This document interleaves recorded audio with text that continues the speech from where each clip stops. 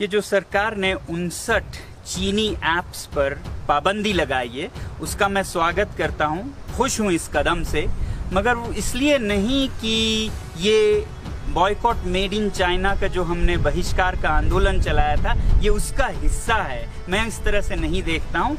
ये जो सरकारी कदम है, ये आंतरिक सुरक्षा के दृष्टि से लिया गया एक कदम है देश के लिए, क्योंकि ऐसा देखा गया है सिर्फ भारत में नहीं, कई देशों में, कि चीनी सरकार अपने टेक कंपनियों के जरिए, चाहे वो फिर हुआवे हो या टिकटॉक हो, दूसरे देशों की जानकारी हासिल करती है खुफिया, और फिर वो कभी भी उस देश के खिलाफ प्रयोग कर सकती है। तो इस दृष्टि से ये पाबंदी लगाई गई है, मैं ऐसा मानता हूँ।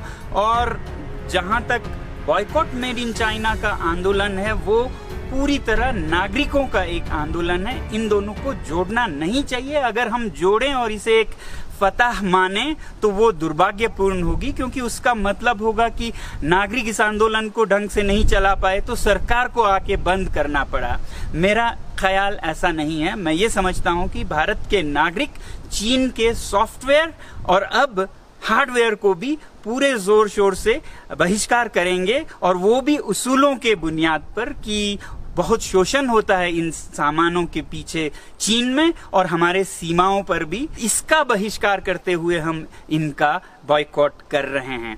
तो इसलिए मेरी उम्मीद है कि हमारी जनता आगे भी ये बॉयकॉट आंदोलन जारी रखेगी, क्योंकि अगर सरकार को फिर आना पड़े हार्डवेयर के लिए भी, तो फिर वो पेचीदा हो जाता है। फिर रिटेलिएटरी, प्रतिक्रियात्मक चीनी सरकार भी कदम उठाएंगे, जिसमें दोनों को दो तरफा नुकसान हो सकता है। जबकि नागरिक जब किसी चीज का बहिष्कार करें तो दुनिया की कोई ताकत नहीं है कि कोई कहे कि ये न खरीदें, वो खरीदें। जो भी देश हो, उसको नागरिक जो कि उपभोक्ता हैं, उपभोक्ता जो कि राजा है, कस्टमर इज द किंग, उनके आगे झुकना ही पड़ता है। यही हम देखना चाहते हैं पूरी दुनिया की इस आंदोलन से।